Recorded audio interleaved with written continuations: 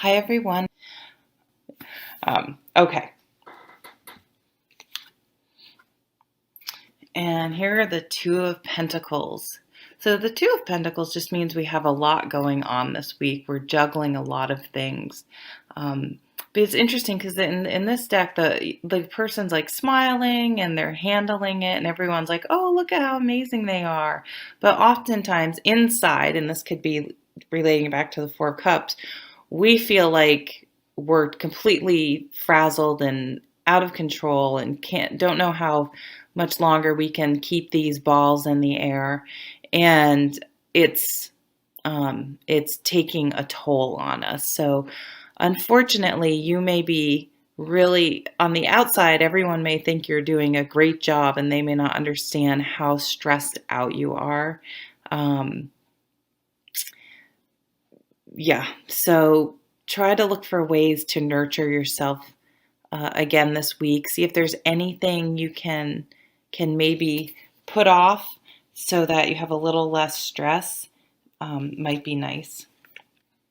And here we have the King of Rods. So the King of Rods is a very passionate, fiery, enthusiastic king. He's able to lead and keep people enthused and motivated long after the initial excitement of something has worn off. That's his greatest strength. Um,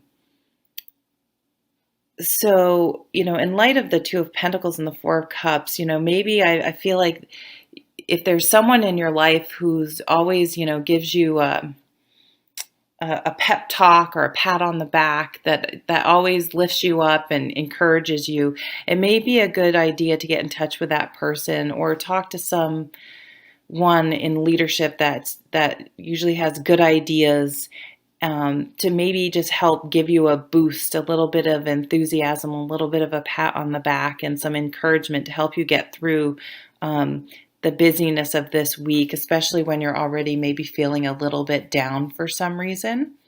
Um, this king will definitely help you get a little spark going back in your life. Oh, and the Eight of Cups. Interesting. So, yeah, he may be like, you need to walk away from something. I mean, maybe that's what the Four of Cups is. On one hand, you should be happy, like you should in air quotes, like you should be happy. You know, you're with a nice person, or you have a good paying job, or a steady job, or whatever, everything, is fine on the surface, but that doesn't mean deep down it's right for you or what is really feeding your soul or making you happy. And sometimes you do need to, people may say, oh, look at this person, look at how happy they are juggling everything. And, look at all this person has. How dare they not be happy? But only you can know deep down what's right for you or not. And if you worry about what everyone else thinks and it's like, oh, your partner's nice, they're steady, they're reliable, but if there's no passion there and it's just not working for you, or the job just isn't, you hate going there every day, even if it is a steady paying job, maybe you need to look at something else, even if it involves taking a pay cut. I know that's very taboo to say, but I think we really need to sort of focus on our happiness and ways we can sort of lower some of the stress in our lives and bring in some more fulfillment. Now, this energy, whether it's an actual person or an energy, I feel like if this isn't an actual person that can help you sort of figure some of this out and give you the motivation to make the changes, that something is sparked inside you that you're like, you know what? Like, because look at, he's like headed out the door. He's like, I know where I'm going. He's headed off. He's already have made up his mind, and he is stepping out into the light, into the sun, and making his way.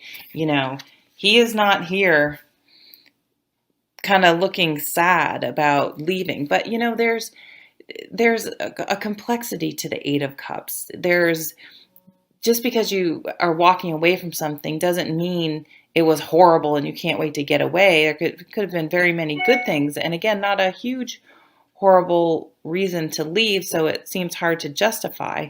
Um, and so it could bring some pain and anxiety and sadness. But the main impetus for you making these changes in your life is this energy. I'm going for what is I'm passionate about and I'm enthusiastic about.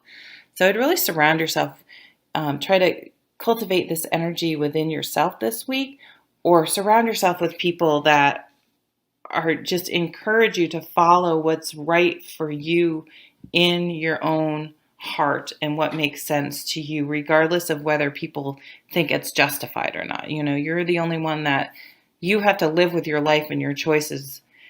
And if it's not making you happy, whether anyone else thinks you should be happy or not, that's not, I mean, you kind of have to get over that.